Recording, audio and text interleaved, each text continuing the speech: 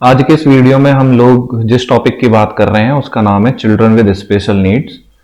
इसका मतलब ये हो गया कि हम इसमें ऐसे चिल्ड्रंस के बारे में देखेंगे जो कि या तो गिफ्टेड हैं या वो किसी भी तरह की प्रॉब्लम से सफर कर रहे हैं। ठीक, अब उनके लिए टीचर्स को क्या क्या स्टेप्स लेने चाहिए या स्कूल को क्या करना चाहिए, और कुछ ऐसे रीजंस भी देखेंगे जिनकी वजह से जो बच्चे हैं वो उस तरह के हैं।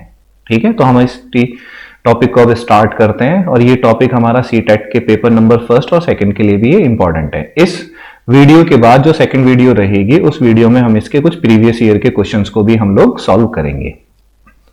तो यहां से हम लोग देखते हैं कि जो चाइल्ड होते हैं विद स्पेशल नीड्स, इसका मतलब क्या है। इसका मतलब ये हो गया कि ऐसे child who has abilities that are different from that of an average child is said to be a child with special need. अब देखो, इसका मतलब ये हो गया कि सपोज करो हमारे पास कोई भी एक एवरेज बच्चा है। ठीक है, तो हमने लिखा कि यहाँ पे एक एवरेज चाइल्ड है। ठीक, अब उस एवरेज चाइल्ड में ना देखो हम लोग क्या लेके मान रहे हैं। हम ये मान रहे हैं कि हमने उसको कोई भी एक टास्क दिया, ठीक है, तो उसने वो पूरा कर लिया विद इन द टाइम। ठीक है, हमने उसको कुछ भी समझाया, यानी कि हमने उसको ना कुछ भी अंडरस्टैंड कराया। ठीक है, कोई भी एक टॉपिक के बारे में हमने उसे समझाया तो उसने वो भी अच्छे से समझ लिया है। ठीक, अब सपोज कर हमने ना ये दो ही टॉपिक लिए, तो इनके कंपैरिजन में जब हम किसी एक दूसरे चाइल्ड को देखते हैं जिसने इस टास्क को करने में क्या लिया है, बहुत ज्यादा टाइम लिया है। ठीक है, दूसरी चीज, जब भी हमने एवरेज बच्चे को जो टॉपिक समझाया था उसको वो अच्छे से समझ में आ गया, लेकिन इस वाले चाइल्ड को क्या है कि उसको समझने में भी क्या लग रहा है, बहुत ज्यादा टाइम लग रहा है। ठीक है, अब इसके बहुत सारे रीजंस हो सकते हैं। बहुत सारे रीजंस क्या कि या तो इसके दिमाग में कुछ दिक्कतें हैं, या ये इमोशनली थोड़ा सा परेशान है जिस वजह से ये समझ नहीं पा रहा है। ठीक है, या ये सोसाइटी की वजह से ऐसा हो गया है। ठीक है, या इसको कुछ साइकोलॉजिकल डिसऑर्डर है, या इसको कुछ फिजिकल डिसऑर्डर है। ठीक है, तो जिनकी वजह से ये जो बच्चा है ये एवरेज चाइल्ड से क्या हो गया है, ये अलग है। तो हमें इन सभी चीजों के बारे में इस वीडियो में पढ़ना है काफी अच्छे से।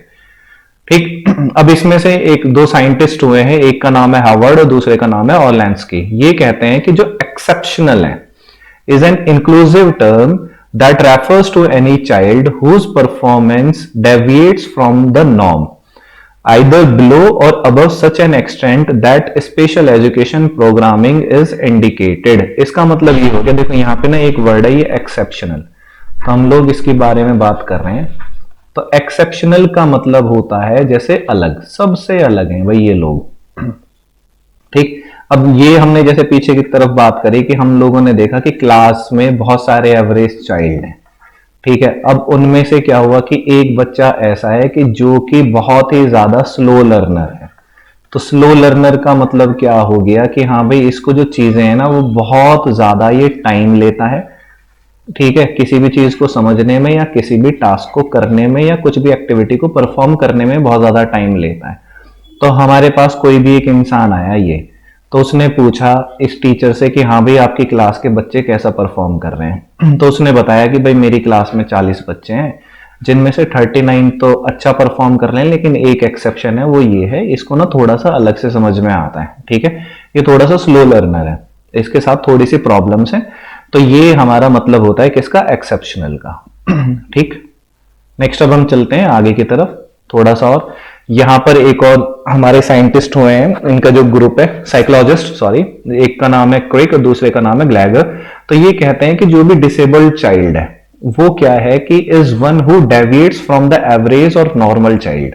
ठीक है, जो भी नॉर्मल चाइल्ड से डेविएट कर जाए, यानी कि नॉर्मल चाइल्ड के जो भी तुम्हें अपने आसपास बच्चे दिख रहे हो, ठीक है, तो उसमें से कोई भी एक नॉर्मल चाइल्ड ले लेना। अब नॉर्मल चाइल्ड के कंपैरिजन में तुम्हें आसपास में सराउंडिंग में कहीं ना कहीं कभी ना कभी एक ऐसा बच्चा होगा जो कि तुम्हें अलग सा नजर आएगा। ठीक है, अब ये अलग सा जो नजर आ रहा है ये किन टर्म्स में अलग सा हो सकता है। पहली चीज उसकी मेंटल कैरेक्टरिस्टिक्स, दूसरी चीज उसकी सेंसरी एबिलिटी। अब देखो सेंसरी एबिलिटी का मतलब ये है कि तुम लोगों ने सपोज करो इसको ना आवाज लगाई, तुमने इसको ना बुलाना शुरू किया, हाँ भाई इधर आओ। अब ये क्या कर रहा है, ये थोड़ा सा टाइम ले रहा है रिएक्शन में, तो ये हो गया सेंसरी एबिलिटी, एक इसका एक एग्जांपल हो गया। दूसरा क्या है, न्यूरोमोटर और फिजिकल कैरेक्टरिस्टिक्स। न्यूरोमोटर और फिजिकल एक्टिविटी का मतलब ये, कैरेक्टरिस्टिक्स का मतलब ये हो गया है कि जहां पर बच्चा ब्रेन के साथ ठीक है, और उसके जो बॉडी पार्ट्स है, सपोज कर ये हैंड हो गया और लेग हो गया, तो इनका ना ये प्रॉपर कोऑर्डिनेशन नहीं बैठा पा रहा है, ठीक है, तो ये भी एक तरह से डेविएशन हो गया नॉर्मल बच्चों से। ठीक, दूसरा क्या हो गया, कम्युनिकेशन एबिलिटीज। कम्युनिकेशन एबिलिटीज में मतलब ये हो गया कि वो एक तो अच्छे से किसी भी लैंग्वेज को बोल नहीं पा रहा है, वो किसी इंसान से अच्छे से बात नहीं कर पा रहा है, या उसके अलावा वो किसी चीज को अच्छे से रीड नहीं कर पा रहा है, ये कम्युनिकेशन एबिलिटीज हो गई। फिर आगे मल्टीपल हैंडीकैप्स में, ठीक है, तो ये कहता है कि भाई एवरेज से अगर कोई एक बच्चा इन टर्म्स में डेविएट करता है तो वो क्या कहलाएगा, वो हमारे डिसेबल्ड चाइल्ड रहेंगे। ठीक है, तो ये होगी हमारी, इन्होंने जो डेफिनेशन दी है।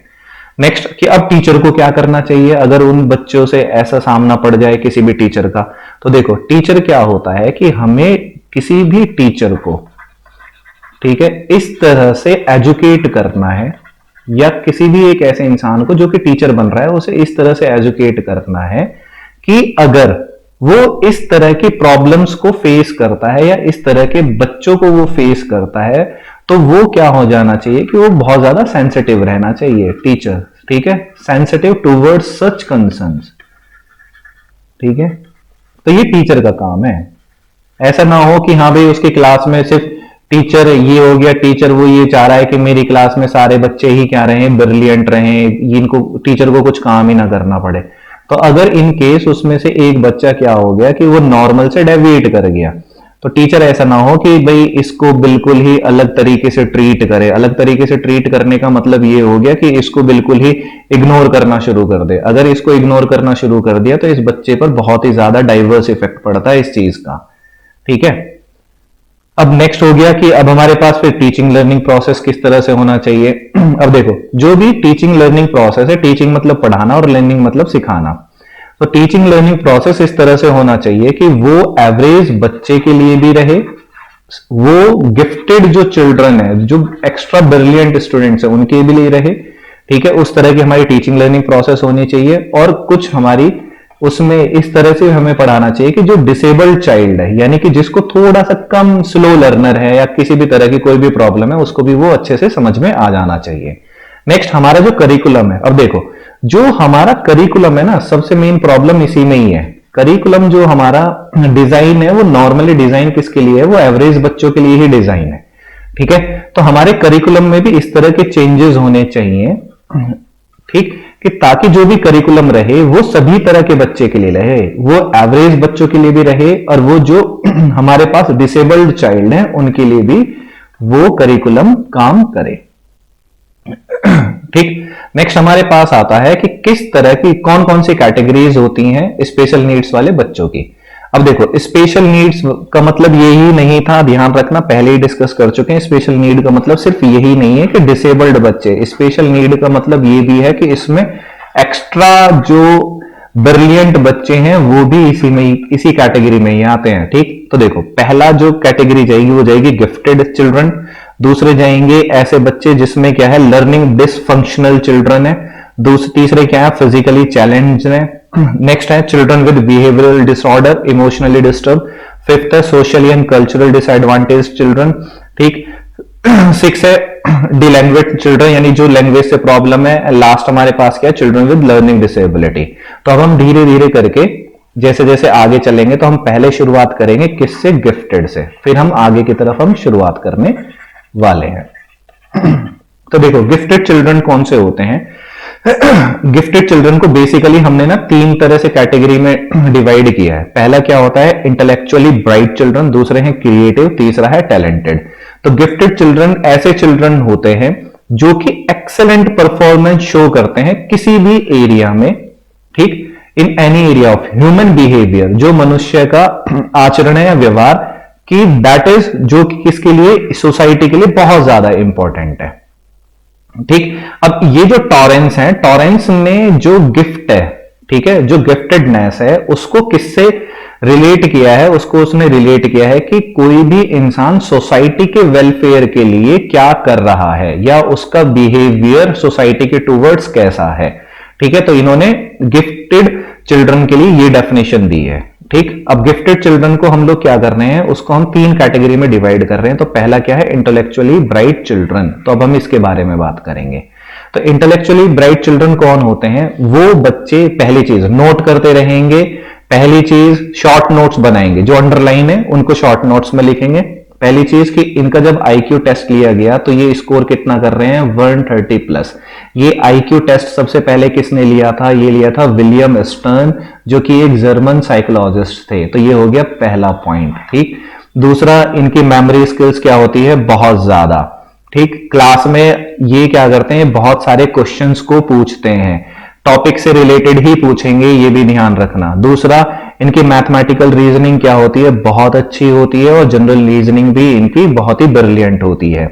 नेक्स्ट है, इनकी वोकैबुलरी क्या है, बहुत ही ज्यादा होती है। वोकैबुलरी का मतलब हो गया इनके पास वर्ड, शब्दों का भंडार होता है। ठीक, ये ज्यादा से ज्यादा टाइम स्पेंड करना पसंद करते हैं, किसके साथ, अपने से ज्यादा उम्र के लोगों के साथ। ठीक, नेक्स्ट, ये अपने व्यूज, अपने विचारों को एक्सप्रेस करना बहुत ज्यादा पसंद करते हैं। ठीक, ये अपने आप को एक्सप्लोर करना पसंद करते हैं सारा टाइम। एक्सप्लोर मतलब कि अपने जो भी लर्निंग एरिया है उसको ये एक्सपैंड करना चाहते हैं, कि इधर से भी सीखें, उधर से भी सीखें, इस तरह से। ये किसी भी टॉपिक को बहुत ही थोरोले का मतलब क्या हो गया, बहुत ही डीप में और बहुत ही कंसेप्चुअल तरीके से सीखना पसंद करते हैं। और ये अपने आप को किसी ना किसी काम में एंगेज करना भी प्रीफर करते हैं। ये इंटेलेक्चुअली ब्राइट चिल्ड्रंस की कुछ कैटेगरीज हैं, तो हमें ये पता होनी चाहिए। ठीक, अब किस तरह से हम उनको आइडेंटिफाई कर सकते हैं? तो ये टीचर का रोल है। टीचर क्या करेगा कि अपनी क्लास में ऑब्जर्वेशंस देखेगा, और ऑब्जर्वेशंस में उसको क्या देखना है कि जो जो बच्चे की कैरेक्टरिस्टिक्स हम लोगों ने यहां पर देखी हैं, अगर वो किसी भी बच्चे में इस तरह की कैरेक्टरिस्टिक्स मिलती हैं तो इसका मतलब वो बच्चा क्या है, वो एक ब्राइट चिल्ड्रन है। इसके अलावा बच्चे का इंटेलिजेंस टेस्ट लिया जा सकता है। उसके इंटेलिजेंस टेस्ट में अगर आईक्यू में उसने स्कोर किया है +130, इसका मतलब वो बच्चा किस में चला गया है, ब्राइट चिल्ड्रन की कैटेगरी में वो चला गया है। यहां पर हमारे ये आईक्यू टेस्ट के बेसिस पर हम बच्चे को कैटेगराइज कर रहे हैं। ठीक, अगर देखो अबव 130 है तो इसका मतलब क्या है, वो बहुत ज्यादा सुपीरियर है, फिर सुपीरियर है, फिर हाई एवरेज, एवरेज, लो एवरेज, बॉर्डर लाइन, और फिर वो क्या है, मेंटली डिसऑर्डर्ड है, रिटार्डेड है। ठीक है, तो ये एक इसकी टेबल हो गई। ये टेबल जो हमने ली है, ये टेबल ली है हमने इग्नू से। अलग अलग वेबसाइट पे अलग अलग चीजें अवेलेबल है। ठीक, इसके अलावा जो ब्राइट चिल्ड्रंस के लिए टीचर को क्या टीचिंग लर्निंग स्ट्रेटेजी अपनानी चाहिए। ठीक, अब देखो इनके पास प्रॉब्लम्स क्या है, हमारे लिए टीचर्स के लिए भी एक प्रॉब्लम्स होती है कि जो टीचर्स है ना, टीचर्स को जो भी सिलेबस मिला है, ठीक है, टीचर्स के लिए क्या है, जो भी सिलेबस उसको मिला है, और जो भी एजुकेशन सिस्टम जिसमें के अंदर टीचर काम कर रहा है ना, वो सारा का सारा ही डिजाइन किसके लिए है, वो एक सिर्फ एवरेज बच्चे के लिए ही डिजाइन है। ये हमें याद रखना है। ठीक है, डिजाइन फॉर एवरेज स्टूडेंट। अब ना तो ये बात कर रहे हैं किसकी, जो एवरेज से नीचे है, ये जो सिलेबस है या एजुकेशन सिस्टम, ना ये उससे ऊपर की बात करते हैं, ये सिर्फ एवरेज बच्चों के लिए है। तो यहां पर क्या होता है कि टीचर्स की रिस्पॉन्सिबिलिटीज ज्यादा बढ़ जाती हैं कि हाँ भाई, इस जो हमारे पास इस एवरेज में से एक ब्राइट स्टूडेंट निकल के आया है, उसके लिए टीचर क्या कर सकता है। ठीक है, अब देखो टीचर क्या क्या कर सकता है। पहली चीज कि हमें यह करना चाहिए कि जो भी करिकुलम हमारे पास आया है, उस करिकुलम को हम क्या कर दें, उसको हम एडवांस कर दें। एडवांस कर दे, किसके लिए एडवांस कर दे, ब्राइट स्टूडेंट के लिए भी, कि हाँ भाई इसमें से ये वाला सेक्शन है, इसको सेक्शन को वही लोग अटेम्प्ट करेंगे जो कि कुछ सीखना चाहते हैं। ठीक, उसका ऐसा ना हो कि हाँ भाई उसका एवरेज बच्चों से भी कुछ लेना देना हो, या एवरेज बच्चों की पढ़ाई पे कुछ इफेक्ट पड़े। अगर एवरेज बच्चे भी उस करिकुलम के पार्ट को अटेम्प्ट करेंगे तो ऑब्वियस सी बात है कि उनका भी जो लेवल है वो भी अप होगा ही होगा। लेकिन ध्यान ये रखना है कि ये कोई कंपल्शन ना हो कि हाँ भाई सभी को करना ही करना है। ठीक, नेक्स्ट थिंग क्या होती है कि ग्रेड एक्सेलरेशन। ग्रेड एक्सेलरेशन का मतलब ये हो गया कि सपोज करो कोई एक बच्चा अभी फर्स्ट क्लास में है और हम देख रहे हैं कि ये क्या है, ये बहुत ज्यादा ब्राइट है, ये इसका माइंड बहुत ज्यादा शार्प है, इसमें सारी कैरेक्टरिस्टिक्स मिल रही हैं।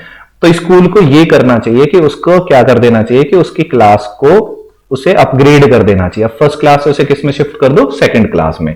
अब यहां पर जाके क्या होगा कि उसको बहुत ज्यादा चैलेंजेस मिलेंगे, उसकी जो कॉग्निटिव एबिलिटीज है, जो समझने की जो क्षमता है, वो भी क्या होगी, वो अपनी यहाँ पे अच्छे से यूटिलाइज कर पाएगा। ठीक है, अब यहाँ पर स्कूल के लिए दिक्कत क्या है, स्कूल के लिए प्रॉब्लम ये होती है सबसे बड़ी कि भाई 1 साल की फीस मर जाएगी।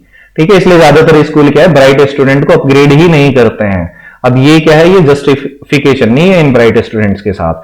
नेक्स्ट क्या है, स्पेशल क्लासेस लगाएं। टीचर्स क्या कर सकते हैं कि अपने बिहाफ पर ऐसे ब्राइट स्टूडेंट्स के लिए स्पेशल क्लासेस भी अरेंज कर सकते हैं। अब सभी स्कूल्स ये फैसिलिटी प्रोवाइड नहीं करते और टीचर भी इतना काम करना प्रीफर नहीं करते हैं। क्यों? क्योंकि एक जबरदस्ती का बर्डन टीचर के ऊपर ही आता है, जिसके लिए एक्स्ट्रा पे स्कूल कभी भी नहीं करेगा।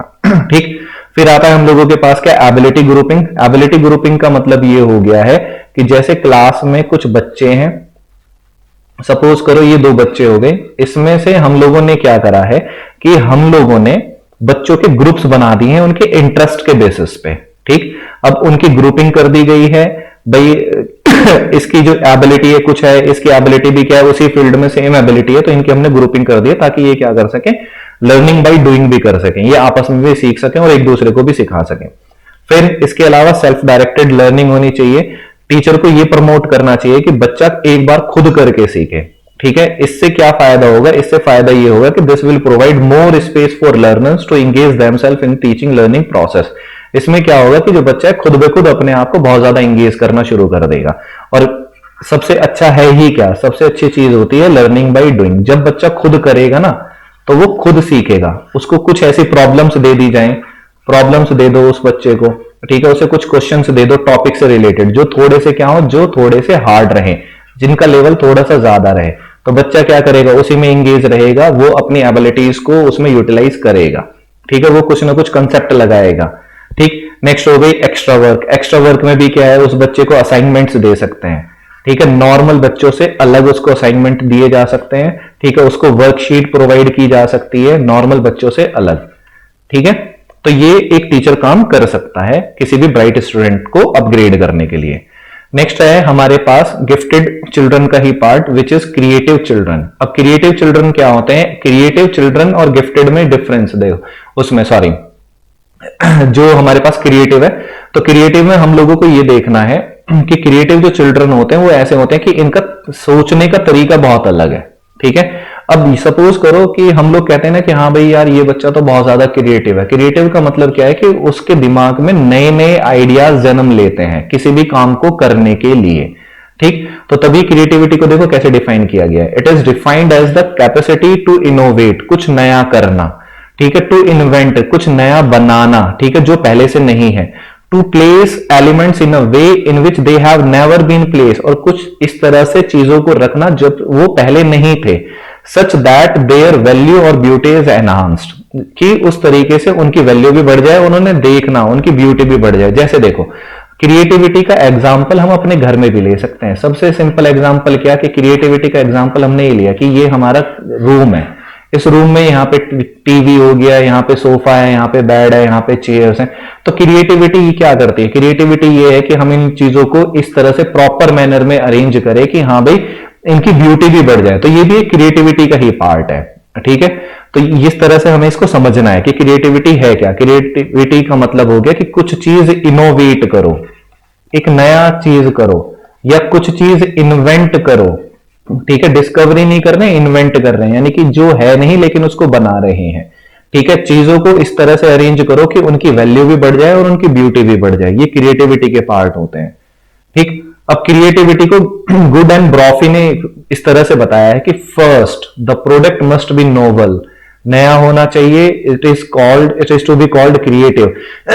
The second criteria is value, उसकी कीमत। कीमत ये नहीं कि उसके पैसे। A creative product must reflect value by being जज करेक्ट और गुड। ये कहता है कि भाई सपोज करो, देखो कि हम लोगों के पास किसी ने एक पेंटिंग बनाई। ठीक है, तो किसी ने एक पेंटिंग बनाई। अब ये पेंटिंग किसी एक बहुत अच्छे आर्टिस्ट ने बनाई है, रिनाउंड आर्टिस्ट है। ठीक है, पेंटर, उसने ये बनाई है। अब अगर इसको हम स्टोर रूम में रख देंगे तो इसकी कोई भी वैल्यू नहीं है, लेकिन इसी को अगर हम अपने ड्राइंग रूम में लगा देंगे तो इसकी वैल्यू क्या हो जाएगी, बढ़ जाएगी। ठीक है, इसी के अलावा स्टोर रूम में क्या कि इस पेंटिंग को अगर हम अपने बेडरूम में लगाएंगे तो इसकी वैल्यू क्या है, कम। लेकिन अगर इसको हम अपने ड्राइंग रूम में लगाएंगे तो इसकी वैल्यू क्या है, ज्यादा। क्यों ज्यादा है, क्योंकि इसको लोग देखेंगे ठीक है, जब लोग देखेंगे तो वो क्या करेंगे, इसकी तारीफ भी करेंगे, तो इसकी वैल्यू ऑटोमेटिक बढ़ जाती है। ठीक, तो इसको हम इस तरीके से भी समझ सकते हैं। अब क्रिएटिव जो स्टूडेंट्स होंगे उनकी क्या क्या कैरेक्टरिस्टिक्स है। पहली जो कैरेक्टरिस्टिक्स है वो है कि वो क्या होते हैं, दे आर डाइवर्जेंट थिंकिंग, कि वो मल्टीपल डायमेंशंस में सोचते हैं, वो एक ही तरफ अपनी थिंकिंग प्रोसेस को नहीं रखते हैं। वो एक ही प्रॉब्लम के, सपोज कर उनके पास कोई भी एक प्रॉब्लम आई तो वो उसके उसके मल्टीपल सॉल्यूशंस फाइंड करने की कोशिश करते हैं, मल्टीपल सॉल्यूशंस फाइंड करने की कोशिश करते हैं। ठीक है।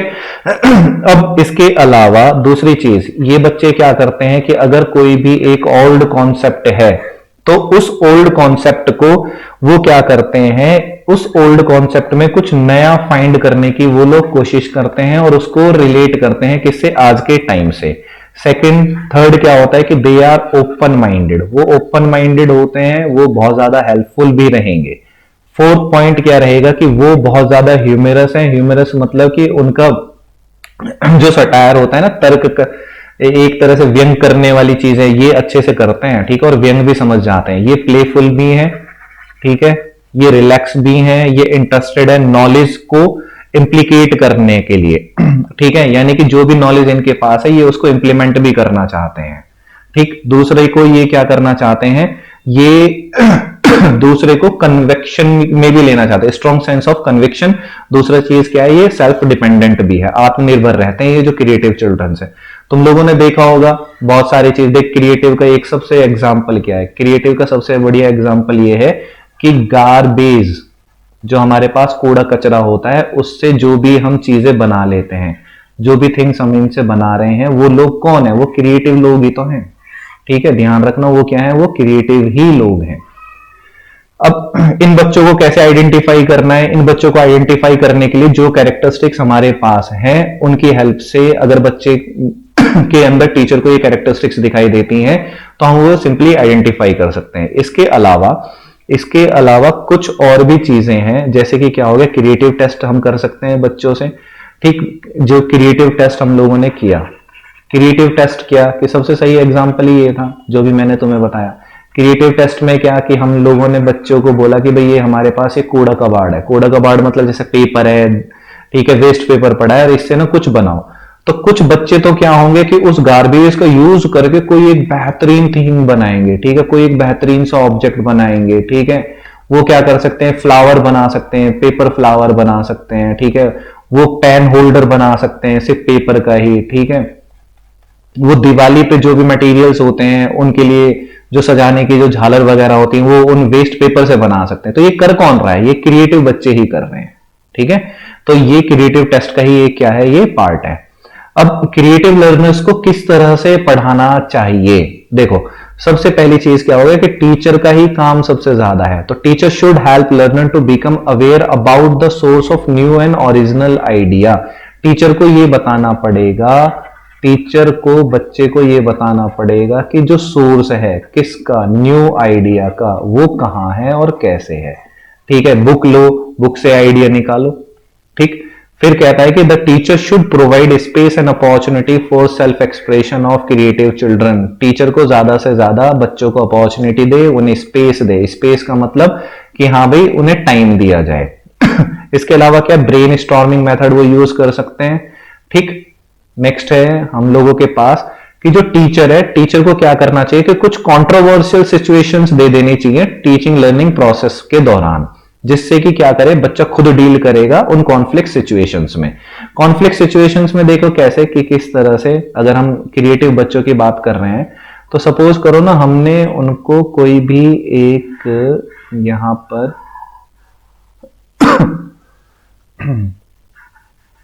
ये एक वॉल है, ये हमारे पास क्या है, ये वॉल है, और यहां से ये एक इंसान ना इधर की तरफ जाना चाह रहा है। ठीक, अब यहां कुछ ईंटें पड़ी हैं इस तरह से, ठीक, ये ब्लॉक्स पड़े हैं, यहाँ पे ये चेयर है, कुछ चेयर वगैरह रखी है।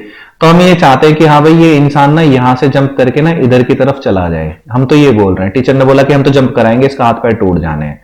ठीक है, अब क्रिएटिव जो बच्चा होगा वो सोचेगा कि इसके हाथ पैर भी ना टूटे लेकिन ये सही तरह से पहुंच जाए। अब वो क्या करेगा कि कुछ बच्चे तो ये कहेंगे कि हम तो दीवार को फांद के चले जाएंगे, हम तो जंप कर लेंगे, जंप करने पे क्या इसके हाथ पैर टूटेंगे। अब कुछ बच्चे क्या कहेंगे कि अच्छा नया आइडिया लेके आते हैं कि हम कैसे जा सकते हैं। तो वो जो जाने की जो सिचुएशंस हैं वो बच्चा क्या करेगा, फिर वो उसके लिए अपना थिंकिंग प्रोसेस को वो यूटिलाइज करेगा। कुछ बच्चे कहेंगे कि हम यहाँ पे ईंट रख लेंगे, कुछ कहेगा कि हम चेयर की हेल्प से यहां से चले जाएंगे। ठीक, फिर इसके अलावा क्या है कि लर्नर को, जो सीखने वाला है, उसको एक चांस देना चाहिए। किस लिए? To manipulate the objects, ideas, कि कुछ भी जो नया एक आइडिया आया, ठीक है, हमने बोला कि तुमको इस रास्ते पर बाइक की हेल्प से जाना है, यहां बाइक से जाओ, ठीक है, इस ए पॉइंट से कहां जाना है तुम्हें, बी पॉइंट पे जाना है, ठीक है, और किससे जाना है, बाइक से जाना है। ठीक, अब बच्चे क्या कहेंगे कि बच्चे ये है कि हमने बोला कि भाई ए से पॉइंट पे बी, ए से बी पर जाना है, किससे जाना है, बाइक से जाना है। अब आइडियाज को क्या करना है, मैन्युपुलेट कराओ। मैन्युपुलेट क्या, कि वो कहेगा मेरे पास बाइक नहीं है, मैं तो किसी और चीज से जाना चाहता हूं, ठीक है, कॉन्सेप्ट हटा दो। ठीक, उससे कहोगे भाई हम तो बाइक से नहीं जाएंगे, क्यों नहीं जाओगे, उससे पूछ लो क्यों नहीं जाओगे तुम लोग बाइक से, तो वो बाइक के कारण बताएगा कि भाई बाइक से इसलिए नहीं जाना चाहता। ठीक, पेट्रोल है, पेट्रोल महंगा हो गया, दूसरी चीज इससे पॉल्यूशन होता है, इस तरह की चीजें वो उसके पास आएंगी। ठीक है, फिर वो एक नया आइडिया देगा कि क्यों हम बाइक की जगह हम साइकिल यूज कर सकते हैं। साइकिल से क्या फायदा होगा, साइकिल से फिजिकल एक्सरसाइज भी होंगी, ठीक है, लेग्स थोड़ी सी मजबूत होंगी, पॉल्यूशन भी नहीं होगा।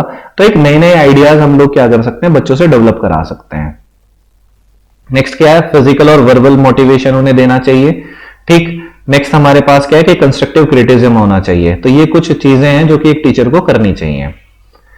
ठीक, लास्ट में क्या है कि जो क्रिएटिविटी है, क्रिएटिविटी ये होती है कि teacher should recognize the learners creativity but should not label them, कि बच्चों को खुद, बच्चों की जो क्रिएटिविटी है वो टीचर को खुद पहचाननी है, ना कि ये खुद नहीं बताना है कि हाँ भाई तुम तो बहुत ज्यादा क्रिएटिव हो इस चीज में, अच्छा तुम तो ड्राइंग बहुत अच्छी बनाते हो, तुम तो ये चीजों को बहुत असेंबल करते हो। ये टीचर को खुद देखना है कि क्या ये बच्चा इन चीजों को अरेंज कर पा रहा है या नहीं कर पा रहा है। इसका मतलब टीचर को भी खुद बहुत ज्यादा क्रिएटिव होना पड़ेगा इस चीज में।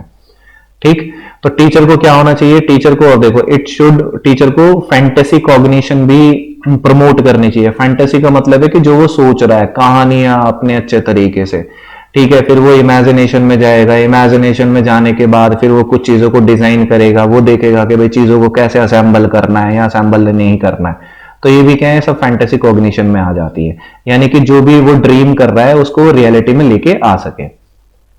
ठीक, फिर टीचर को और क्या करना चाहिए कि टीचर को डेवलप करने चाहिए खुद के क्वेश्चंस, ठीक, अबाउट एनी कॉन्सेप्ट और फाइंड आंसर करे। फिर बच्चे को रिस्पॉन्सिबिलिटी दे दे कि हाँ भाई इससे रिक्वायर्ड तुम लोग आंसर लेके आओ। बच्चों को स्पेशल असाइनमेंट दिए जाएं ताकि बच्चे की क्या हो, क्यूरियोसिटी बढ़े सीखने के लिए। अब आते हैं हमारे पास जो तीसरा है गिफ्टेड का, वो है टैलेंटेड चिल्ड्रंस। अब टैलेंटेड चिल्ड्रंस क्या होते हैं कि ये देखो ध्यान से सुनेंगे, these childrens are not the same as intellectually bright children.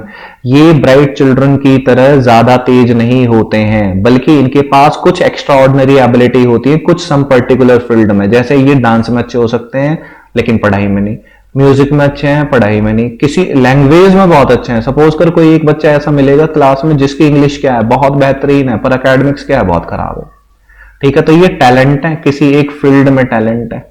ठीक, अब देखो कि टैलेंटेड बच्चों की क्या क्या पहचान होती है। पहली चीज, ये अपने टैलेंट को लेकर बहुत ज्यादा सेंसिटिव होते हैं, ये बहुत ज्यादा अच्छा और कॉन्फिडेंट फील करते हैं, ये कभी शर्माते नहीं है, ये कॉन्फिडेंटली बात करते हैं, बोल्डनेस है एंड आर आउट गोइंग, ठीक है, इजिली अपने आप को एक्सप्रेस करते हैं, और एक फील्ड में ये बहुत ज्यादा टैलेंटेड होते हैं। सभी में नहीं होते, एक ही फील्ड में बहुत ज्यादा टैलेंटेड है।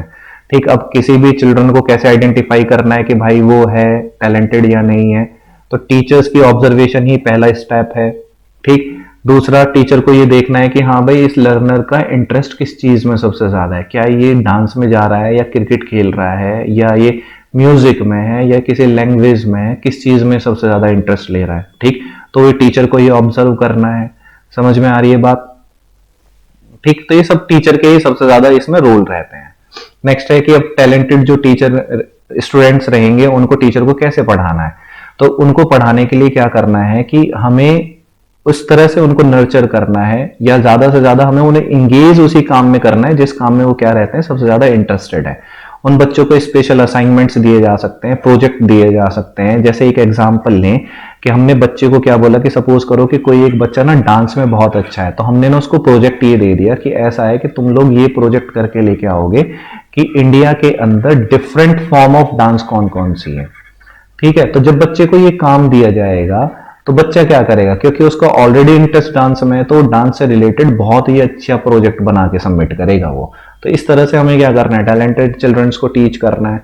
इसके अलावा ठीक हम लोग क्या कर सकते हैं, टीचर के साथ साथ स्कूल क्या कर सकता है, स्कूल को क्या करना चाहिए कि सपोज कर स्कूल ने ये देखा कि हाँ भाई उसके स्कूल में जो बच्चे हैं वो म्यूजिक में बहुत ज्यादा इंटरेस्ट ले रहे हैं, तो उन्हें क्या करना चाहिए कि एक वेल नोन इंसान को वो अपने स्कूल में बुलाएं जिसका बैकग्राउंड क्या है, म्यूजिक से।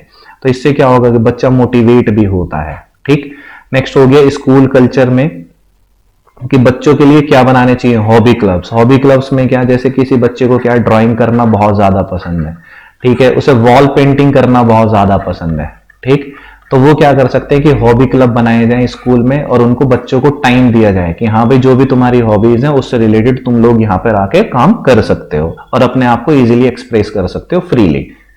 ठीक, अब स्कूल को क्या करना चाहिए, एक्टिविटीज भी प्रोवाइड करानी चाहिए। अब ध्यान से देखो, ये जो ब्लू वाला सेक्शन है, स्कूल का जो एजुकेशन सिस्टम है वो हमें ना एडिक्वेट यानी कि प्रॉपर स्पेस प्रोवाइड नहीं कराता है टैलेंट को इवेल्युएट करने के लिए। ठीक, अब देख क्या हुआ कि सपोज कर कोई एक बच्चा क्लास 8th में है।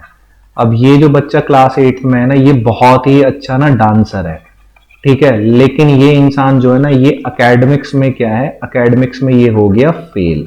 लेकिन जब एकेडमिक्स में ये फेल हो गया लेकिन डांसर बहुत अच्छा है, तो इसके इस टैलेंट को इवेल्युएट करने के लिए, इस टैलेंट को इवेल्युएट करने के लिए हमारे पास कुछ भी नहीं है। तो इसका मतलब क्या है कि स्कूल ये कहता है कि तेरा जो टैलेंट है उसको हम इवेल्युएट नहीं करेंगे, हमें इवेल्युएट क्या करना है, सिर्फ एकेडमिक्स को इवेल्युएट करना है। ठीक, तो एकेडमिक के बेसिस पे ही बच्चे को लिए हम ये डिसाइड कर रहे हैं कि हाँ भाई तू फेलियर है या तू पास हो चुका है। ठीक, तो होना ये चाहिए कि हमारे एजुकेशन सिस्टम में इस तरह के बच्चे को जो कि बहुत ज्यादा टैलेंटेड है उन्हें थोड़ा सा ग्रेस हम लोग दे सकते हैं। ठीक है, किस बेसिस पे, on the basis of their talent, और फिर हम उन्हें क्या कर सकते हैं, प्रमोट कर सकते हैं। हमें क्या करना चाहिए, हम उनको प्रमोट करें आगे की तरफ। ठीक है, तभी तो वो क्या करेंगे, तभी तो वो अपने उस फील्ड में अच्छा परफॉर्म करेंगे जब उन्हें लगेगा कि हाँ मेरे टैलेंट का भी मुझे कुछ ना कुछ बेनिफिट मिल रहा है। ठीक, नेक्स्ट है हम लोगों के पास क्या, academically dysfunctional children. Academically dysfunctional children क्या होते हैं, ऐसे बच्चे जो कि एकेडमिक लर्निंग में क्या होते हैं, बहुत ही ज्यादा वीक होते हैं। ठीक, अब इसमें किस तरह के बच्चे हो सकते हैं, पहली चीज इसमें स्लो लर्नर्स, ठीक, under achievers, children with special learning disabilities जैसे डिसलेक्सिया, डिसग्राफिया और बहुत सारी चीजें, और मेंटली चैलेंज चिल्ड्रंस। तो सबसे पहले हम क्या देखेंगे, हम स्लो लर्नर्स की बात करेंगे।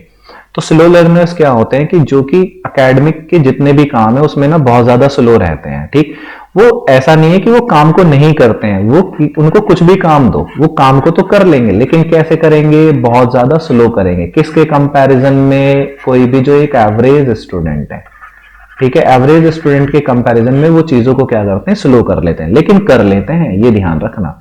ठीक, अब टीचर को क्या काम करना चाहिए, देखो पहली चीज इन बच्चों के बारे में देखते हैं कि वो ना, पहली चीज तो ये है कि भाई ये स्लो लर्नर है। अगर ये स्लो लर्नर है तो इसका मतलब अगर इनसे जल्दी में कुछ काम कराया जाएगा हरी में, तो भाई ये मिस्टेक तो करेंगे ही करेंगे। ठीक, दूसरी चीज इनका जो आईक्यू है वो किस रेंज में आता है, 70 से लेकर 90 तक इनका आईक्यू लेवल आता है। तो बच्चों के अगर ये बच्चे के साथ प्रॉब्लम्स है तो टीचर इनको आइडेंटिफाई करके फाइंड कर ही सकता है। ठीक, अब इसके अलावा ये जो बच्चे होते हैं ये असेसमेंट जो होता है, टीचर का जो असेसमेंट होता है उसमें इनको ना बहुत ही पुअर मार्क्स मिलते हैं। क्यों, क्योंकि भाई एक तो इनकी पेस बहुत कम है। ठीक, इसके अलावा ये ना अटेंशन डेफिशिएंट है, इनके साथ प्रॉब्लम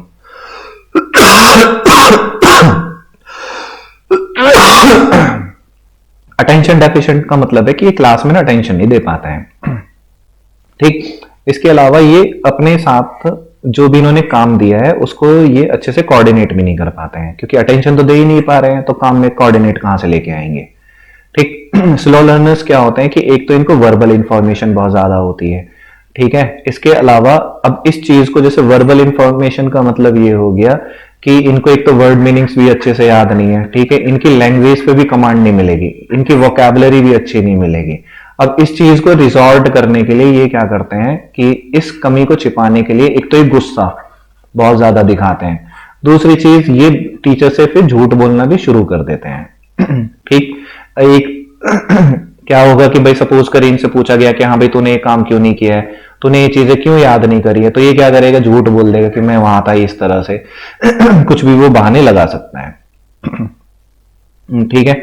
नेक्स्ट इनमें क्या होता है कि जो स्लो लर्नर्स होते हैं ये फिर कुछ टाइम के बाद क्या हो जाते हैं, अकेले हो जाते हैं। क्यों? क्योंकि इनके जो पीयर्स हैं, सपोज करिए इनके पीयर्स हैं, इसके साथ में ये पढ़ने वाले हैं, ठीक है, अब उनमें से ये 4 बच्चे हैं, 4 में से चौथे नंबर का क्या है, ये स्लो लर्नर है।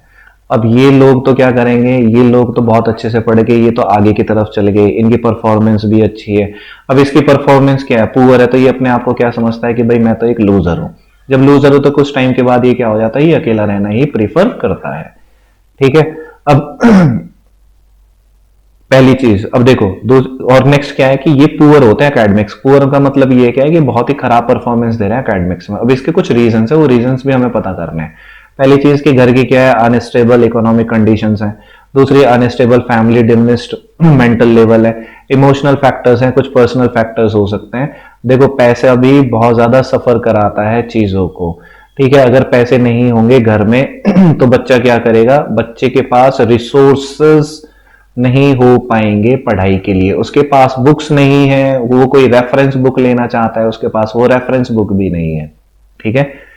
फिर किस तरह से हमें आइडेंटिफाई करना है स्लो लर्नर्स को, सबसे पहले क्या आईक्यू टेस्ट लो, उसी के बेसिस पे हमें पता पड़ जाएगा। अब जो स्लो लर्नर्स होते हैं वो वैरायटी ऑफ प्रॉब्लम्स से सफर करते हैं। पहली चीज कॉग्निटिव लर्निंग प्रॉब्लम, यानी कि वो चीजों को समझ नहीं पा रहे हैं। दूसरी चीज प्रॉब्लम्स रिलेटेड टू स्पीच, बोलने से, लैंग्वेज से related. Auditory, perceptual problems, social और इमोशनल प्रॉब्लम्स को भी वो लोग क्या करते हैं, वो बहुत ज्यादा फेस करते हैं। अब टीचिंग लर्निंग प्रोसेस कैसा होना चाहिए, टीचर को देखो सबसे पहली चीज क्या है कि कोई भी जो ये सपोज करिए कोई भी एक टीचर है, इस टीचर की क्लास में ये एक स्लो लर्नर है, तो इस टीचर का काम ये नहीं है कि हाँ भाई इसको इग्नोर करे, बल्कि इसको एक्सेप्ट करना चाहिए और इसकी हेल्प भी करनी चाहिए ताकि ये इन चीजों से क्या कर सके, ओवरकम कर सके। इसके अलावा इसके साथ जो ये बच्चा है, इस बच्चे को ना प्रॉपर टाइम दिया जाना चाहिए कि हाँ तुम्हारे लिए नॉर्मल से ज्यादा टाइम हम लोग दे रहे हैं। ये टीचर को कुछ काम इनके साथ, बच्चे के साथ करने चाहिए। और टीचर का मेन काम है ही क्या, टीचर का मेन काम है कि एक तो पॉजिटिव एटीट्यूड दिखाएं, ठीक है। इसके अलावा क्लास को क्या करे, एक हैप्पी इन्वायरमेंट क्लास के अंदर प्रोवाइड कराए वो। अब लर्नर भी क्या होना चाहिए कि लर्नर भी खुद भी अपने आप ही क्या होना चाहिए, वो मोटिवेट भी होना चाहिए, ठीक है। Teaching a slow learner should be based on learners mental as, ये ध्यान रखना कि लर्नर की मेंटल एज पे होना चाहिए, ना कि उसकी क्रॉनिकल एज पे। देखो मेंटल एज किस तरह से हम फाइंड करते हैं कि सपोज कर आईक्यू टेस्ट में उसके मार्क्स आ गए, तो हमने यहाँ पे क्या लिखा, ये ले गया मेंटल एज और ये हो गया क्रॉनिकल एज। क्रॉनिकल एज मतलब जो हम बाई बर्थ हैं। सपोज कर किसी बच्चे की एज क्या है, 12 साल, उसके आईक्यू में नंबर कितने आ रहे हैं, उसके आईक्यू में नंबर आ गए 50, तो इनटू ये देखो इज इक्वल टू लिखा मेंटल एज और ये लिखा 12 इंटू ये हो गया 100, ठीक। तो mental age is equal to कितना हो गया, ये हो गया 50 इंटू 12 अपॉन 100, तो इसका मतलब ये आ गया 6। तो उसकी मेंटल एज कितनी है, वो है 6 साल। है कितने का, वो 12 साल का, लेकिन उसका दिमाग कितने से काम कर रहा है, 6 साल के हिसाब से। तो हमें टीचर का काम ये है कि हमें उसकी क्रोनोलॉजिकल एज के अकॉर्डिंग नहीं पढ़ाना है, हमें उसके मेंटल एज के अकॉर्डिंग बच्चे को पढ़ाना है, ठीक। अब इनके लिए हमें क्या करना चाहिए कि स्पेशल अटेंशन, पहली चीज तो ये हो गई। ये तो हमें सभी के लिए देखना है कि पहली चीज ये टीचर को ये देखना चाहिए कि इस तरह के बच्चों को वो स्पेशल अटेंशन प्रोवाइड कराए। दूसरी चीज ये ऐसे बच्चों के लिए स्कूल्स में क्या होती है, रेमेडियल क्लासेस होती हैं कि अगर वो किसी भी सेक्शन में क्या कर रहे हैं, उनको किसी भी सेक्शन में डिफिकल्टी फेस हो रही है, तो वो टीचर उस चीज को शॉर्ट आउट करें, ठीक है। इसके अलावा इनको थोड़ा सा एक्स्ट्रा टाइम भी देना चाहिए टीचर को नॉर्मल बच्चों के कंपैरिजन में। तो ये 3 इंपॉर्टेंट पॉइंट्स यहां से निकल के आए, ठीक। अब एक्स्ट्रा टाइम हम लोग उनको देंगे। एक्स्ट्रा टाइम के अलावा हम लोगों को क्या करना चाहिए, हम लोगों को ना पार्ट लर्निंग प्रोसेस को प्रीफर करना चाहिए, ठीक है, रादर देन मास प्रैक्टिस। ठीक है, मास प्रैक्टिस का मतलब क्या हो गया कि हम ओवरऑल सभी को एक ही साथ लेके चल रहे हैं। ठीक है, पूरा का पूरा सेक्शन एक बार में ही समझा दिया। हमें क्या करना चाहिए कि सपोज करो कोई भी एक क्वेश्चन है, उसके ना कुछ स्टेप्स में हम उसको सॉल्व कर सकते हैं, तो हम उसे ना step by step he solve कराने की कोशिश करें और मेक श्योर ये करें कि हर एक बच्चे को हर एक स्टेप समझ में आ चुका है। ठीक है, तो हमें पार्ट लर्निंग प्रोसेस की तरफ जाना है। इसके अलावा क्या हो गया कि हमें ऑथेंटिक एक्सपीरियंस जो होता है वो मेक करता है, authentic experience make learning more joyful and meaningful. तो हमें क्या करना चाहिए कि जो भी इस तरह के स्लो लर्नर्स हैं, ठीक है, तो हम लोगों ने ये लिखा कि जो भी स्लो लर्नर्स हैं हमें ये करना चाहिए कि हमें ना बच्चे को इस तरह का इन्वायरमेंट प्रोवाइड कराना है ताकि वो उस इन्वायरमेंट से कुछ चीजें क्या कर सके, वो एक्सपीरियंस कर सके। एक्सपीरियंस का मतलब क्या है कि जैसे हम कुछ स्ट्रैटेजी ऐसी अपना लें या इस तरह का एक एनवायरनमेंट दे दे जिसमें कि वो अपनी डेली लाइफ को इंक्लूड कर पा रहा है। ठीक है, बेसिकली चीज क्या है कि वो डेली लाइफ को उसके अंदर इंक्लूड भी कर ले।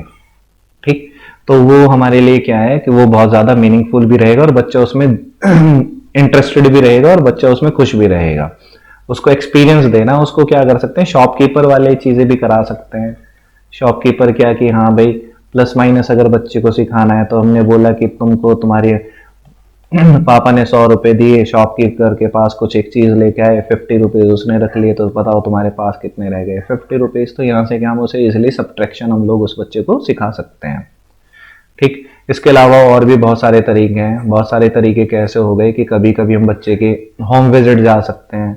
ठीक, होम विजिट से हम बच्चे को ये लगेगा कि हाँ भाई टीचर मेरे पास आया है, या होम विजिट से हम लोगों को ये भी पता पड़ता है कि उसकी जो फैमिली कंडीशंस हैं, ठीक है, वो फैमिली कंडीशंस क्या है, क्या उसके इकोनॉमिक कंडीशन अच्छी है या उसके फैमिली में कुछ डिस्प्यूट है। बेसिकली तो एक बार टीचर जब जाता है तो वो बहुत अच्छे से ऑब्जर्व भी कर लेता है। ठीक है, फिर एक बच्चों का मेंटेनेंस रिकॉर्ड भी जो रिकॉर्ड है उसको मेंटेन करके रखना चाहिए बच्चों का। ठीक है, कि भाई ये पहले कैसे परफॉर्म कर रहा था, इसके अलावा वो कैसा परफॉर्म कर रहा है। इसके अलावा बच्चे को स्पेस देना चाहिए ताकि वो अपनी वर्बल एबिलिटी या लैंग्वेज स्किल्स या रीडिंग स्किल्स या नंबर स्किल्स या क्रिएटिव आर्ट्स को वो क्या कर सके, एनहांस कर सके। फिर आते हैं हमारे पास क्या, under achiever childrens. Under achiever childrens ऐसे चिल्ड्रन होते हैं, देखो इस चिल्ड्रन का हम लोगों को पता है कि भाई इसके अंदर पोटेंशियल बहुत ज्यादा है, लेकिन कुछ कंडीशंस ऐसी हो गई जिसकी वजह से ये अपने पोटेंशियल को ना पूरी तरह से अचीव नहीं कर पा रहा है। तो इस तरह के बच्चों को हम लोग क्या बोलते हैं, हम बोलते हैं अंडर अचीवर। हमें पता है कि भाई बिल्कुल अच्छे से काम कर रहा है, दुनिया में इसने बहुत सारी सफलता प्राप्त कर ली है, लेकिन हुआ क्या, जैसे सपोज कर हमें पता है कि नहीं ये बच्चा यूपीएससी क्रैक कर सकता है लाइफ में जाके, हमें पता है क्योंकि इसका पोटेंशियल है, लेकिन ये अकेडमिकली ऐसा नहीं कर पा रहा है। अब अकेडमिकली क्यों नहीं कर पा रहा है, उसके कुछ कारण हो रहे होंगे। जैसे सपोज कर इसकी फैमिली में कुछ डिस्प्यूट चल रहे हो, ये मेंटली बहुत ज्यादा परेशान हो, इकोनॉमिकली साउंड ना हो, घर में लड़ाई रहती हो, तो ये अगर परेशान है ना तो इसके अपने पोटेंशियल को कभी भी अचीव नहीं कर पाएगा। ठीक है, तो ये क्या होते हैं, ये होते हैं हमारे अंडर अचीवर चिल्ड्रंस। ठीक, अब देखो who we can understand the, अब इसकी कैरेक्टरिस्टिक्स क्या होते हैं। पहली चीज लो सेल्फ इमेज, दूसरी ये ना एक रियलिस्टिक गोल को ना ये कभी भी सेट नहीं कर पाते, सेल्फ डिसिप्लिन नहीं है इतने ज्यादा। ठीक, एक और अगर सपोज कर इनको कोई टास्क दिया, हमने इसको बोला कि इस न्यूमेरिकल को करके लेना, अब ये इस न्यूमेरिकल को करके नहीं लेके आएगा, बल्कि इसमें ना कुछ बहाने बनाएगा कि मैं ना सर दूसरे काम कर रहा था, मैं दूसरे सब्जेक्ट को बहुत अच्छे से टाइम दे रहा था। ठीक, ये अपने आप को फेलियर की तरफ भी देखते हैं, लैक ऑफ इंटरेस्ट हो जाता है काम में, मोटिवेशन का लैक रहेगा, पुअर स्टडी है, रीडिंग हैबिट्स नहीं है, डे ड्रीमर है, सिर्फ दिन में सपने सोचते हैं कि हाँ भाई मैं आईआईटी जेई क्लियर कर लूंगा, मैं तो सीटेट क्लियर कर लूंगा, इस तरह से। लैक ऑफ टाइम कमिटमेंट है, यानी कि टाइम प्रॉपर नहीं दे रहे हैं पढ़ाई के लिए। पुअर सोशल और इंटरपर्सनल रिलेशन है, यानी सोसाइटी में कोई दोस्त वोस्त ही नहीं है, एक दूसरे लोगों से अच्छे से रिलेशंस नहीं है, यानी अच्छे से बात नहीं कर रहे हैं, दोस्त नहीं है। ठीक, तो ये अंडर अचीवर्स की क्या है, कुछ कैरेक्टरिस्टिक्स हैं। अब बच्चों की जो पुअर परफॉर्मेंस के कुछ कारण हो सकते हैं जो अंडर अचीवर्स हैं। पहली चीज तो होम का इन्वायरमेंट। अब जो होम इन्वायरमेंट हो सकता है उसमें क्या कि पहली चीज तो ये कि ओवर प्रोटेक्टिव जो पेरेंट्स होते हैं कि अरे मेरा बच्चा तो बाहर चला गया, अरे मेरा बच्चा तो इनसे बात कर रहा है, ये सब चीजें क्या है, ओवर प्रोटेक्टिव। जबकि हमें नजर रखनी चाहिए, ऐसा नहीं है कि नजर रखें, लेकिन अगर बच्चा एक दूसरे बच्चे से घुलेगा मिलेगा नहीं तो उसका सोशलाइजेशन भी नहीं होगा, उसका डेवलपमेंट नहीं होगा, कॉग्निशन डेवलपमेंट भी नहीं हो सकता। ठीक, दूसरी चीजें क्या है कि जेलसी, एक दूसरे से जलन। ठीक, दूसरी और क्या हो गई कि कुछ पेरेंट्स तो इतने अच्छे हैं कि उनको क्या है, उन्हें अपने बच्चे से कुछ लेना देना ही नहीं है कि ये क्या कर रहा है क्या नहीं कर रहा है, कहाँ है क्या है। ठीक है, वो उसको प्रॉपर अटेंशन ही नहीं दे रहे हैं। ठीक, इसके अलावा क्या हो गया कि कुछ पेरेंट्स ऐसे हैं कि हाँ भाई, वो किसी भी कंडीशन से हो सकते हैं कि इनको प्रॉपर फैसिलिटीज प्रोवाइड नहीं करा पा रहे हैं। कुछ क्या हो गया कि घर में लड़ाई चलती है, टेंशन बहुत ज्यादा है। टेंशन किस तरह से हो सकती है कि जो पेरेंट्स हैं उनके रिलेशन अच्छे नहीं है, ठीक है, उनकी फाइनेंशियल कंडीशन क्या है वो अच्छी नहीं है, वो इधर से उधर बार बार स्विच करते रहते हैं, तो जिसकी वजह से जो बच्चा है ना वो अपने पोटेंशियल को पूरी तरह से अचीव नहीं कर पाता है। ठीक, इसके अलावा क्या है कि सेम वे में जो स्कूल इन्वायरमेंट है, स्कूल इन्वायरमेंट का भी बहुत ज्यादा फर्क पड़ता है। अब देखो जैसे ये क्या है कि ये बच्चा है, अब ये अंडर अचीवर है, हमें पता है कि अपने पोटेंशियल को नहीं अचीव कर पा रहा है। अब ऊपर से भगवान की दुआ से एक टीचर और मिल जाए खतरनाक, बहुत ही क्रूअल है भाई साहब। ठीक है, अब ये क्रूअल है, क्रूअल बहुत ज्यादा है, बहुत खतरनाक है, जबरदस्ती के काम देगा। अच्छा तूने ये काम कर दिया, मैंने तो तुझे इस तरह से करने के लिए दिया था और तूने इस तरह से करके लेके आया, लेकिन आंसर दोनों का सही है। ठीक है, लेकिन फिर भी नहीं, तुझे यही काम करना है। ठीक, तो ये वैसे ही इसको मोटिवेट नहीं करेगा। दूसरा, टाइम टेबल सही नहीं है स्कूल का। थर्ड, करिकुलम अच्छा नहीं है। ठीक है, फोर्थ, लेथार्जिक मेथोडोलॉजी है, यानी सीखने में अच्छा बहुत बोरियत भरी चीजें हैं। ठीक, चाइल्ड फ्रेंडली इन्वायरमेंट नहीं है स्कूल में। तो स्कूल का बहुत ज्यादा फर्क पड़ता है और साथ साथ टीचर का भी बहुत ज्यादा इंपॉर्टेंट रोल हो जाता है बच्चे की लाइफ में। नेक्स्ट क्या होता है, नेबरहुड। अब नेबरहुड तो और ज्यादा खतरनाक है। अब मिल जाए नेबरहुड ऐसे क्या, चोरी चकारी वाले। तो ये सपोज करिए बच्चा और इसके नेबरहुड में रह रहा है सबसे बड़ा क्रिमिनल, तो ऑब्वियस सी बात है ये क्रिमिनल की तरफ ही ज्यादा अट्रैक्ट होगा। ठीक है, अब यहाँ पे मिल गए कौन, स्मोकर मिल गए, तो ये क्या करना है, मोस्ट प्रोबेबली कंडीशन है कि स्मोकिंग करना भी शुरू कर दे।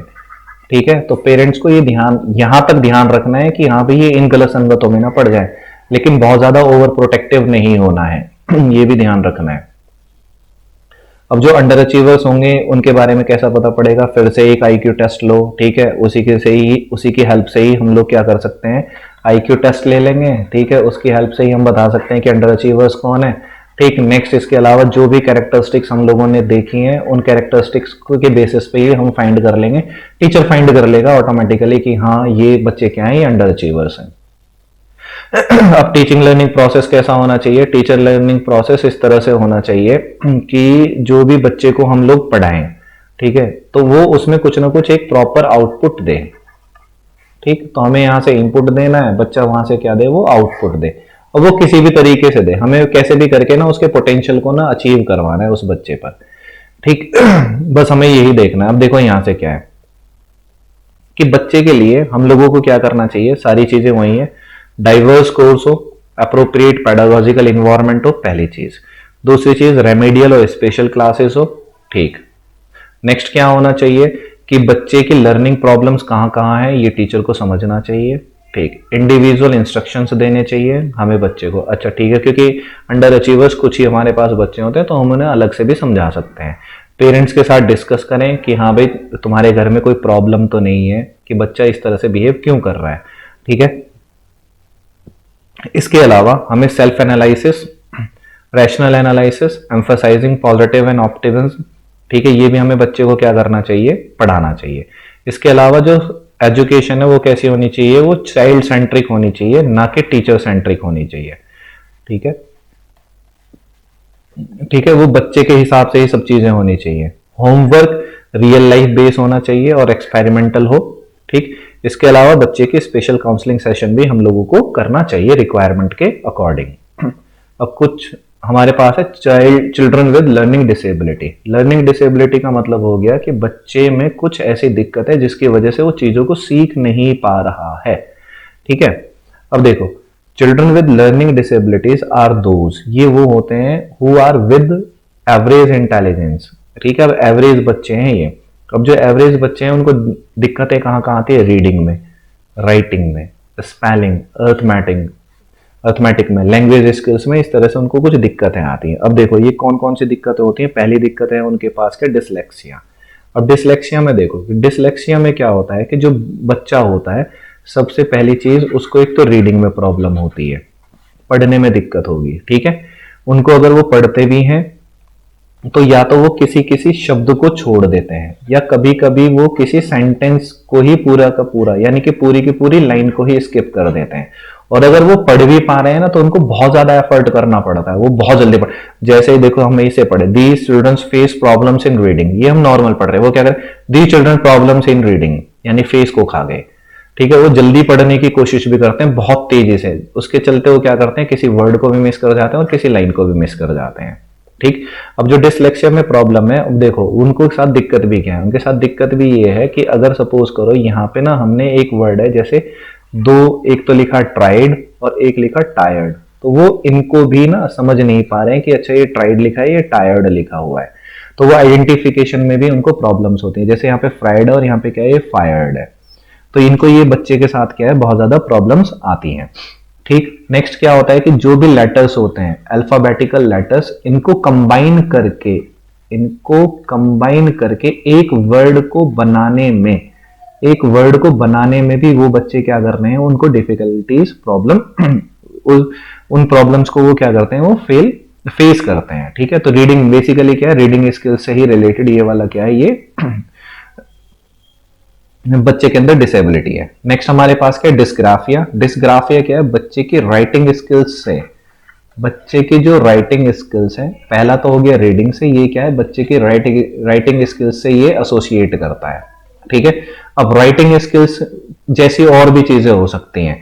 अब देखो इन बच्चे की राइटिंग स्किल्स तो अच्छी नहीं है, लेकिन इनकी जो ओरल स्किल्स हैं वो अच्छी रहती हैं, ये ध्यान रखना है, ये बोल के सुना सकते हैं लेकिन लिखने में ये अच्छे नहीं है। अब जैसे इनके पास क्या है, ये कंफ्यूज हो जाते हैं किसमें, देखो ध्यान से सुनना, ये ना बच्चे किस में कंफ्यूज रहते हैं, कंफ्यूज है जैसे जो सिमिलर अल्फाबेट्स हैं, जैसे बी और डी। ठीक, इसके अलावा ये अल्फाबेट्स में पी और क्यू, इनमें ये क्या रहेंगे, कंफ्यूज रहते हैं। इसके साथ साथ इनकी जो वोकैबुलरीज है वो भी क्या रहती है, लो रहती है। ठीक, अब इसके अलावा देखो कि किसी भी चीज को कॉपी करने के लिए, सपोज करो तुम लोगों ने ना, हम लोगों ने क्या करा कि व्हाइट बोर्ड के ऊपर कोई भी एक चीज लिखी, तो जब भी हमने व्हाइट बोर्ड के ऊपर कोई भी चीज लिखी है, तो व्हाइट बोर्ड के ऊपर जो भी चीज लिखी है, तो उसको भी ना कॉपी करने में ये लोग क्या करते हैं, ये लोग मिस्टेक करते हैं। ठीक है, तो इन लोगों ने यहाँ पे मिस्टेक करी है। ठीक है, तो ये कॉपी भी अच्छे से नहीं कर पाते हैं। नेक्स्ट हम लोगों के पास क्या आता है, डिसकैलकुलिया। तो डिसकैलकुलिया जो हमारा रिलेट करता है वो किससे करता है, मैथमेटिकल स्किल्स से। तो ये जो बच्चे होते हैं इनको ना मैथमेटिकल प्रॉब्लम्स जो होती हैं उनको सॉल्व करने में बहुत ज्यादा प्रॉब्लम्स आती हैं। तो मैथमेटिकल प्रॉब्लम्स हो गई। अब देखो इनके साथ दिक्कत है क्या, इनकी जो, ये सपोज करो कि हमने किसी बच्चे को दिया 3+2, तो हमें तो पता है कि आंसर क्या है 5, लेकिन बच्चा क्या लिख के लेके आया 6। तो इसमें बच्चे की प्रॉब्लम नहीं है, बच्चे को देखो प्रॉब्लम क्या है, उसने, हमने देखा 3+2, तो आंखें जो है, आंखें तो प्लस देख रही हैं, लेकिन जो ब्रेन है, ब्रेन उसको क्या बता रहा है कि ये माइनस है। ठीक, तभी बच्चे ने क्या लिखा है वहां पे 3 × 2 = 6। अब इस तरह की प्रॉब्लम्स अगर बच्चा बार बार कर रहा है तो इसका मतलब उसके ब्रेन में कुछ प्रॉब्लम्स हैं। तभी वो इमेज को देखो, ये प्लस इस तरह से था तो वो इमेज को कुछ इस तरह से दिखा रहा है। ठीक, तो सिंबल्स हो गए ना ये वाले, तो सिंबल से रिलेटेड भी क्या है, उसको बच्चे को प्रॉब्लम्स होती हैं ये। फिर है हमारे पास क्या, डिस्प्रैक्सिया। डिस्प्रैक्सिया क्या होता है, motor nerve control. Motor nerve control में क्या हो गया कि बच्चे के पास जैसे सपोज करो ये जो चाइल्ड है, ठीक है, अब चाइल्ड ने क्या करा कि जो कुछ बॉडी के पार्ट्स हैं, बॉडी के पार्ट्स में क्या हो गया, जैसे कि उसका हैंड हो गया, ठीक, और ब्रेन, तो बॉडी पार्ट्स और ब्रेन के बीच में क्या है ना, एक प्रॉपर वो कोऑर्डिनेशन को मेंटेन नहीं कर पाता है। ठीक है, अब बॉडी में कैसे, जैसे कि अगर हम कोई भी एक एग्जांपल ले लें, हमने ना यहाँ एक सिंपल सा एग्जांपल लिया। सिंपल सा एग्जांपल ये है कि हम लोग कभी कभी हम लोगों ने ये देखा है कि जैसे ये एक बच्चा है, तो ये यहां से ना ये बोर्ड है, तो ये देखता रहेगा और लिखता रहेगा। तो इसका मतलब क्या है कि ये देखो, ये देख भी रहा है, ब्रेन से सिग्नल भी है, और ये कॉपी में अच्छे से लिख भी पा रहा है। ठीक है, लेकिन हर एक बच्चा ऐसा नहीं कर पाता है। कुछ बच्चे क्या करेंगे, वो देख भी रहे हैं लेकिन वो लिख नहीं पा रहे हैं सही से, कि ब्रेन सिग्नल तो दे रहा है लेकिन वो हाथों से सही से नहीं लिख पा रहे हैं।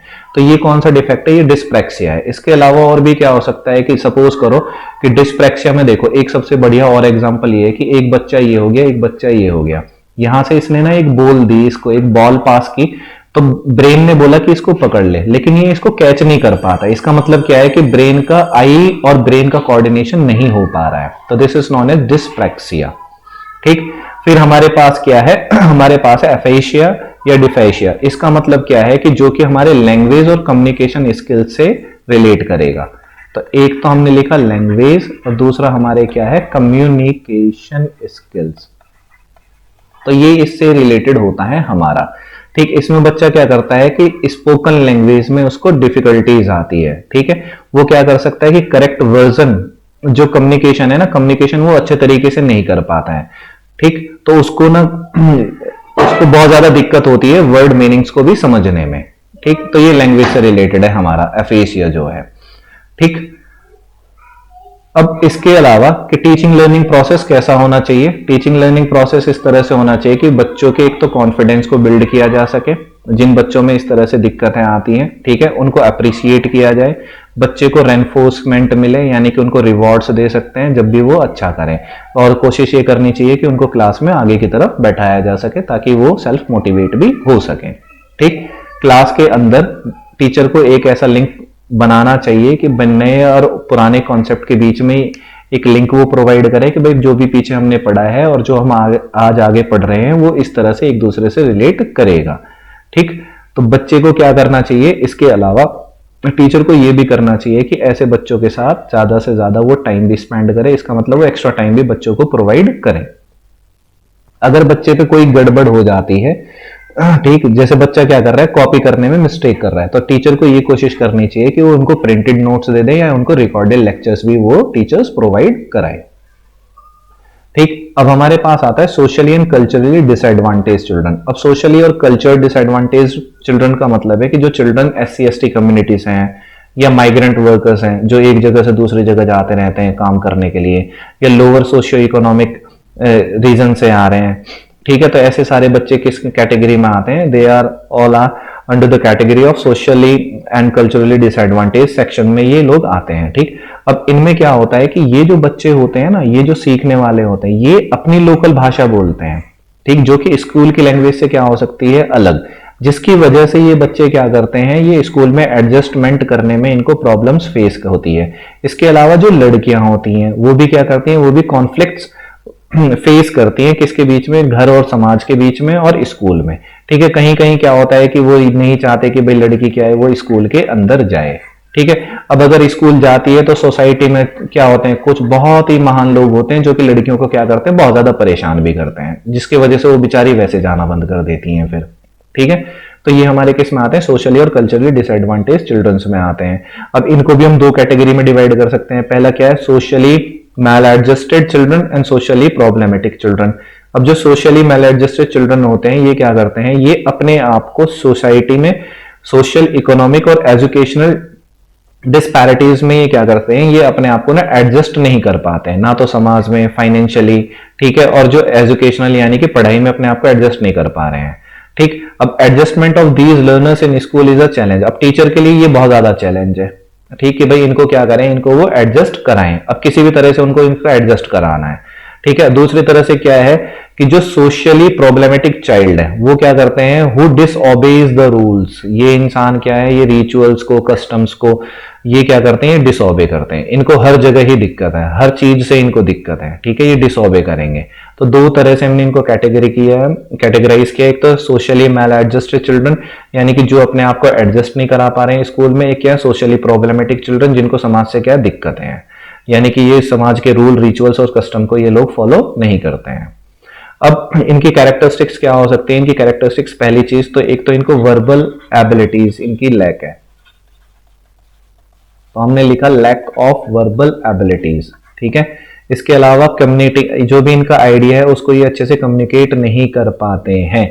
इनका मोटिवेशन भी क्या है, इनका मोटिवेशन भी बहुत ज्यादा कम होता है। ठीक है, इसके अलावा जो पेरेंट्स होते हैं इनके, वो भी इनको मोटिवेट करने में फेल रहते हैं। क्यों, क्योंकि ये मोटिवेट अच्छे से इसलिए नहीं कर पाते क्योंकि उनकी खुद की इकोनॉमिक कंडीशन बहुत ही बेकार है। और मानो या ना मानो, लेकिन इकोनॉमिक कंडीशन अच्छी होना भी जरूरी है। क्यों, क्योंकि इससे ना इंसान के अंदर एक कॉन्फिडेंस ऑटोमेटिकली ही आ जाता है, आप कुछ मानो या ना मानो इस चीज को लिए। ठीक है, अब इसके अलावा ये बच्चे क्यों ऐसे हैं, ये इसलिए ऐसे हैं क्योंकि इनको ना समाज में एक तो ज्यादा अपॉर्चुनिटी नहीं मिली है, और इसके अलावा सराउंडिंग जो समाज है इनको एक्सेप्ट भी नहीं करता है। दूसरा, ये लर्नर्स क्या है, ये मोटिवेट नहीं है। किस लिए नहीं है, कि हाँ भाई हमें ज्ञान लेना है। ठीक है, बस ये चाहते हैं कि हमें कैसे भी करके डिग्री मिल जाए और सर्टिफिकेट मिल जाए। ठीक है, इसके अलावा ये क्या करते हैं, ये इमीडिएट रिजल्ट चाहते हैं, ये लॉन्ग टर्म रिजल्ट की बात नहीं करते हैं। ठीक, इसके अलावा हम लोगों के पास क्या है, इनको एक तो प्रॉपर न्यूट्रिशन नहीं मिलता है, अनहेल्दी स्लीप रहती है, जिसकी वजह से भी ये बच्चे स्कूल में अच्छा परफॉर्म नहीं कर पाते हैं। अब जो टीचिंग लर्निंग प्रोसेस है सोशली और कल्चर बैकवर्ड चिल्ड्रन के लिए, वो किस तरह से होना चाहिए कि टीचर को ये करना है कि उनके बच्चों के लेवल के हिसाब से ही शुरुआत करे।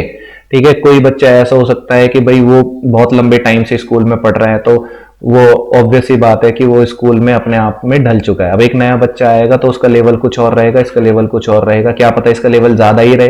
ठीक है, लेकिन अगर इसका लेवल कम है तो इसके लेवल को पहले थोड़ा सा उसे अपग्रेड करना है, किसको, टीचर को। ठीक, इसके लिए टीचर को क्या करना है कि लर्नर के लेवल को आइडेंटिफाई करना है। ठीक है, उसको इग्नोर नहीं करना है किसी भी तरह से, उसको मोटिवेट भी करना है, ये सब टीचर के ही काम है।